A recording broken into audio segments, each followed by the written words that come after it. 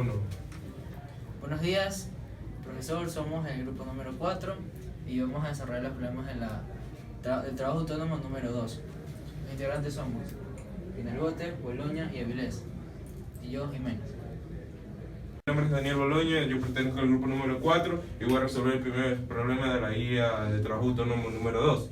Bueno, para este nos dice que una pelota es lanzada hacia arriba y que en esta nos van a dar las condiciones de la resistencia del aire, que va a ser igual a K por B al cuadrado, y también tenemos la fuerza de la gravedad. Para comenzar a analizar este movimiento nos dicen que es lanzado hacia arriba con una velocidad inicial de 30 metros sobre segundos y que su velocidad terminal va a ser igual a 40 metros por segundo. Entonces en el literal A nos va a pedir cuánto recorre cuando esta sube y alcanza la mitad de la velocidad terminal. O sea, en algún punto entre el recorrido de esto hasta el punto en que la velocidad se hace cero, debo encontrar cuánto ha recorrido cuando esta tiene una velocidad de 20 metros sobre segundo mientras sube.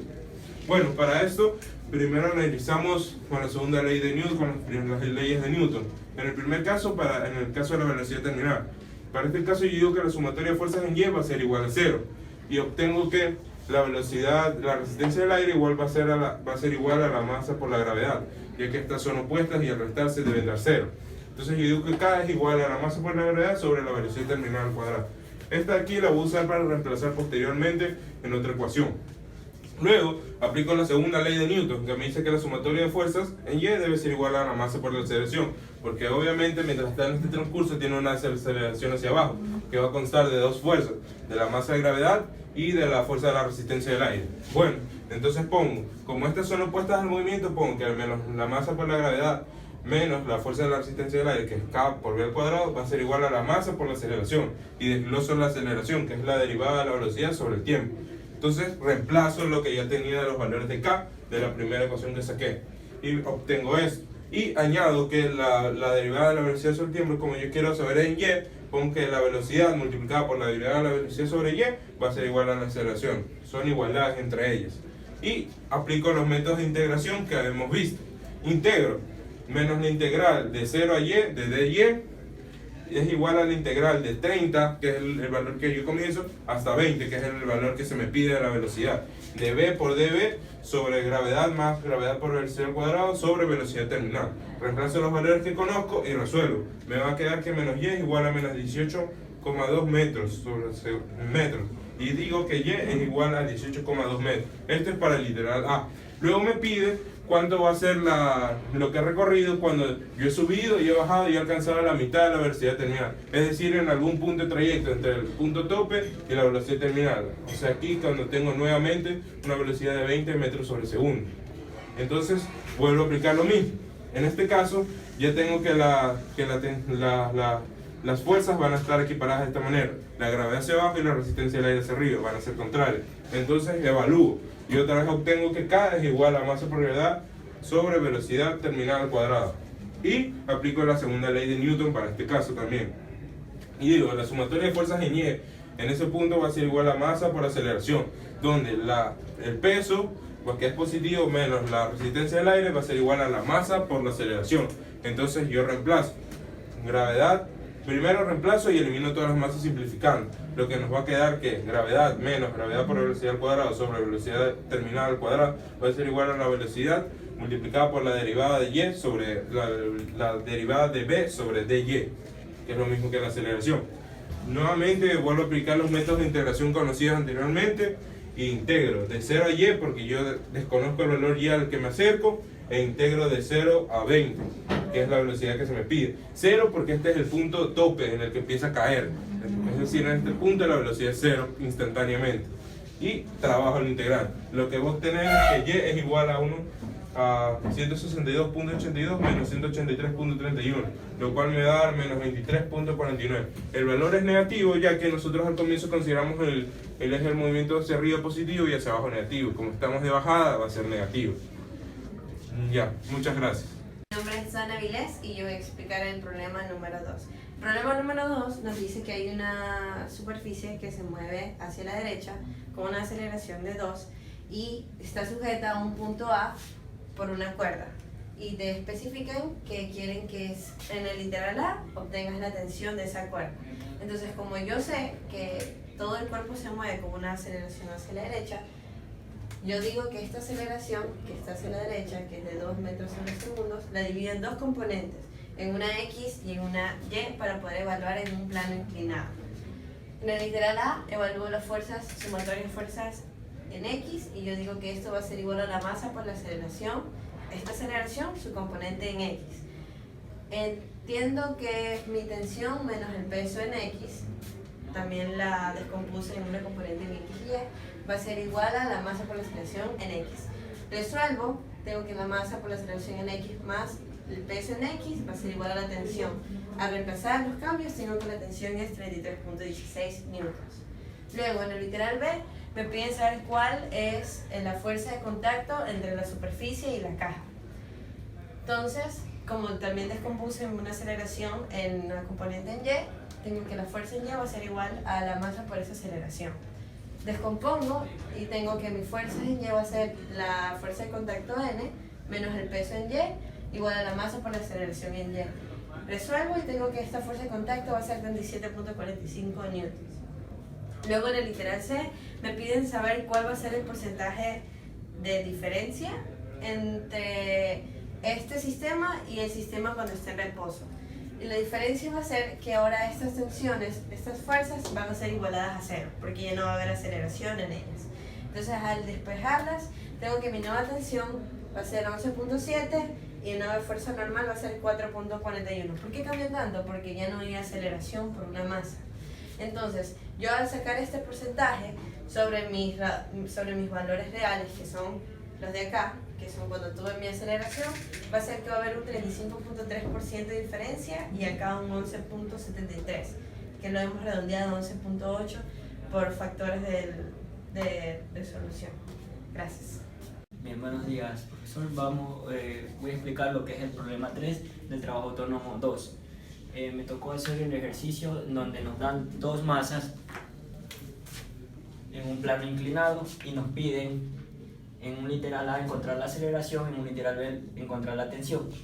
Para proceder a encontrar estos dos valores, entonces procedemos a hacer los DCL de los dos cuerpos, en donde para la masa M1 hacemos el diagrama de cuerpo libre encontrando las componentes en cada eje, y asimismo para el cuerpo de la masa M2 hacemos también el diagrama de cuerpo libre encontrando así.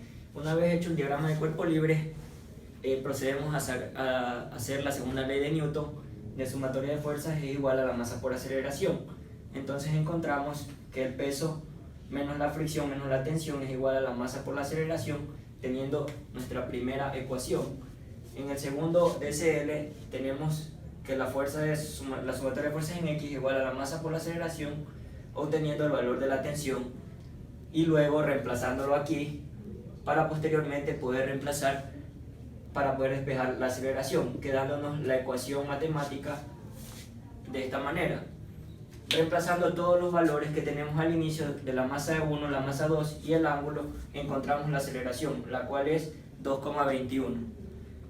Procedemos a sacar la tensión mediante ya encontrado el valor de la aceleración, pero ya sabíamos que la tensión era esta de aquí. Entonces simplemente reemplazamos datos y nos sale una tensión de 2,24 newton. Ahorita vamos a realizar el problema 4 del trabajo autónomo 2.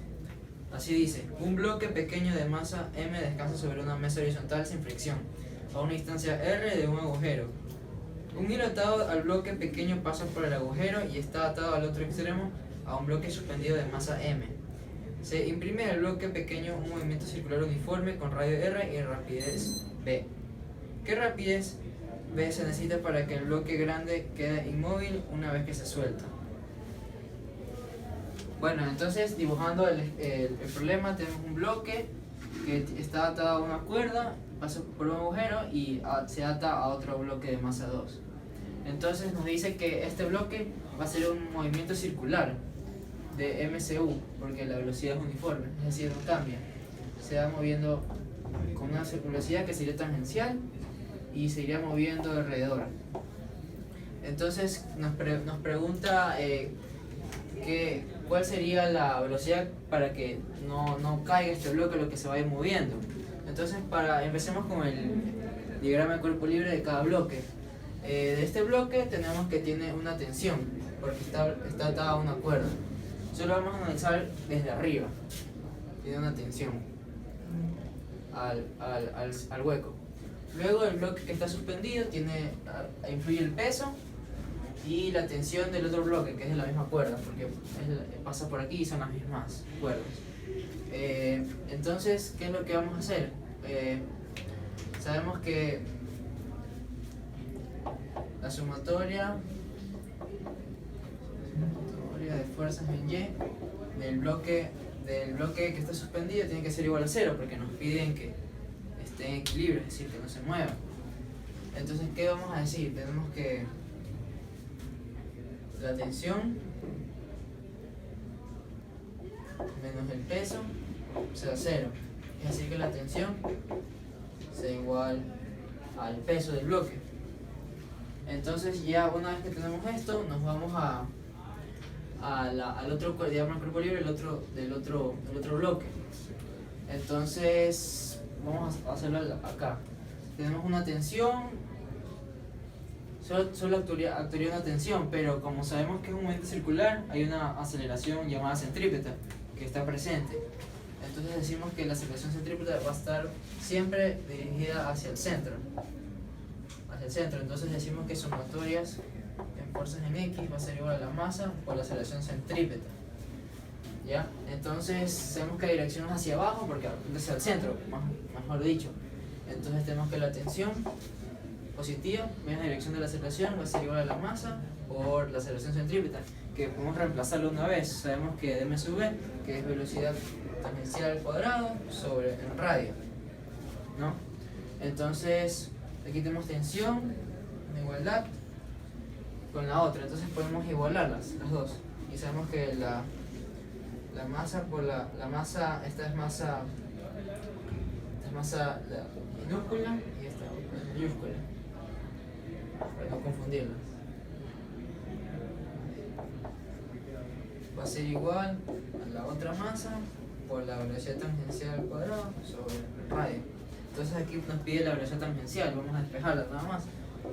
Velocidad tangencial al cuadrado va a ser igual al radio por la masa pequeña dividido por la masa grande. Y aquí, sacando raíz a ambos lados, nos queda esta expresión, que la velocidad tangencial, para que esté en equilibrio el otro bloque, va a ser la raíz del radio multiplica la masa pequeña por la gravedad sobre la masa grande. Y nos quedaría esa expresión.